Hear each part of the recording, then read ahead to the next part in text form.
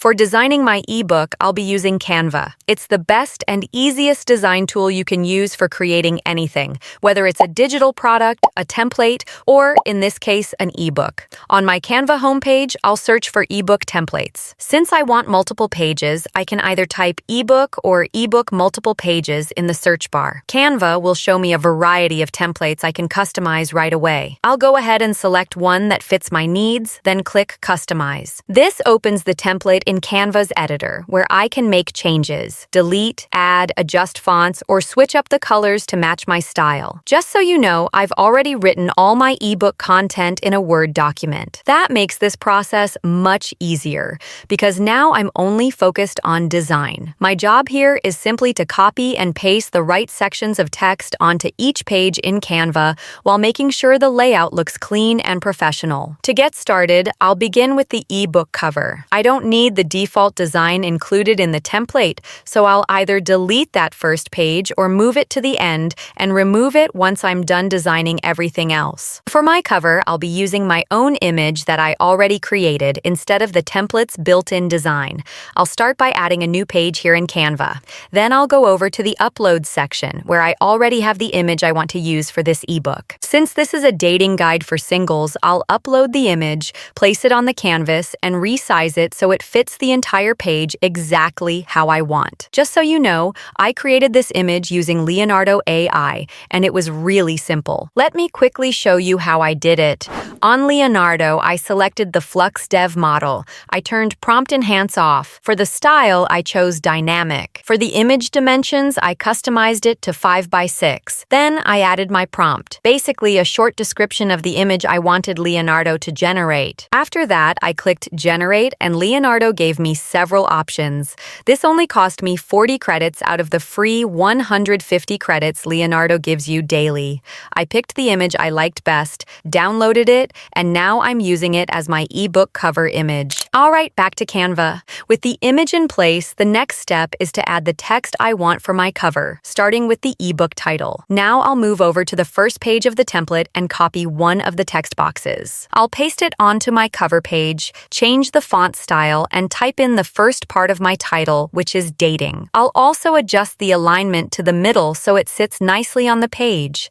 After that, I'll duplicate the text box, type in Guide for Singles, and then resize it so the full title looks balanced on the cover. As you can see, when I place the text on top of the image, there are some distracting elements in the background that make the text harder to read. To fix this, I'll go to the Elements tab and search for Blur Circle. I'll add one onto the page and place it behind the text. By default, the blur circle comes in white, but I don't want that, so I'll change its color to match my image. Since the blur circle doesn't have a direct color option, I'll use an effect. With the blur circle selected, I'll click Edit, go to Effects, and choose Duotone. Duotone will let me recolor it. From there, I'll select Custom. Then under Highlights, I'll use the Pick a Color tool to sample the background color from my image.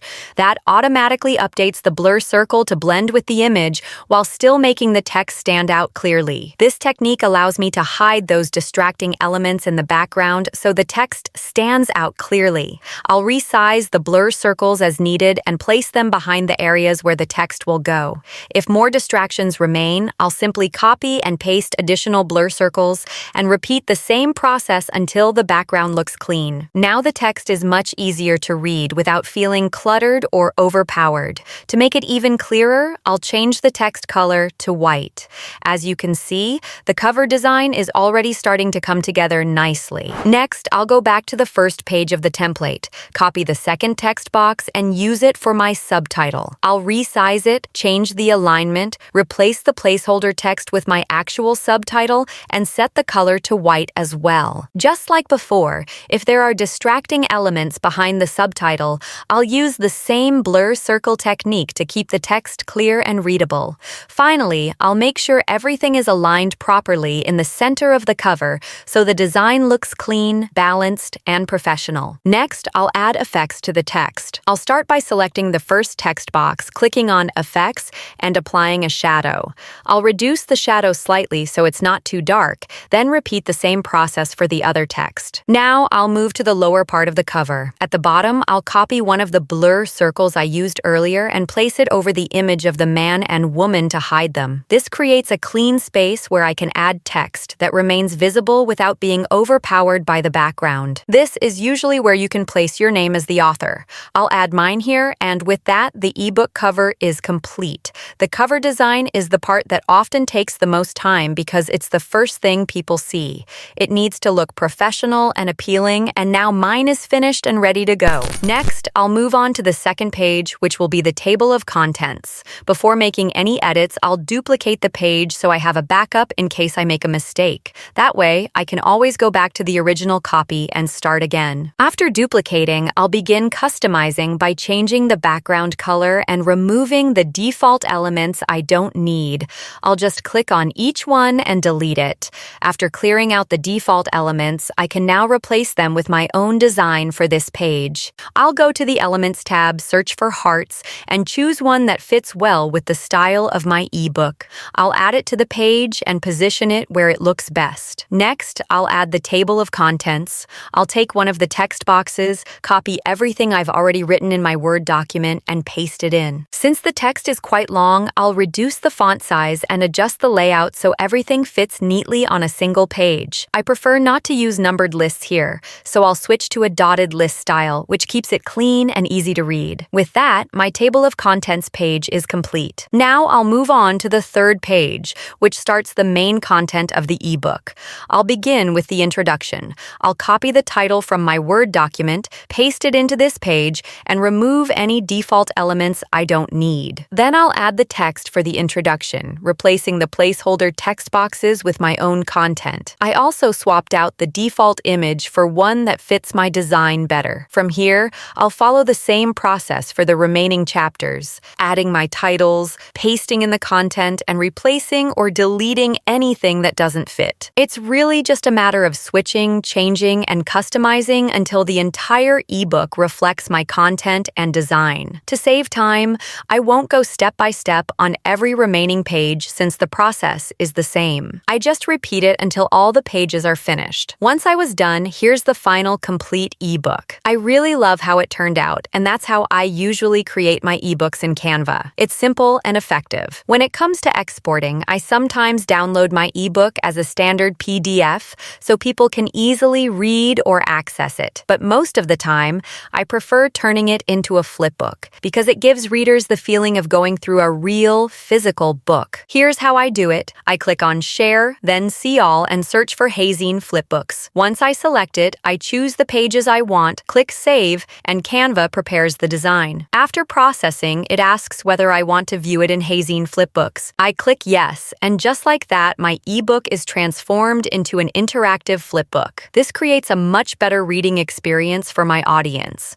From there, I click Share to copy the flipbook link. One important note, make sure you sign up for a Hazine account so your ebook doesn't get deleted later. Once I have the link, I save it in my Word document. That's the link I'll use when uploading the ebook to my store. Next up is putting this ebook up for sale. You can choose to use any platform you prefer, but in my opinion, I recommend starting with Gumroad, especially if you're a beginner and don't have the budget for your own website. Gumroad makes it easy to get your first sales before you later upgrade to paid platforms. Another great option is Systeme.io, but it does require you to understand how to create things like landing pages, checkout pages, and other setup steps. So if you just want to get started quickly and easily, Gumroad is the better choice in the beginning. Personally, I use Gumroad for most of my digital products, and it's been amazing for getting started. On the Gumroad page, I'll head over to Products, then click on New Product. From here, I'll enter the ebook title, set a price, and make sure to select Digital Product. After that, I'll click Next to customize the other sections of the product page.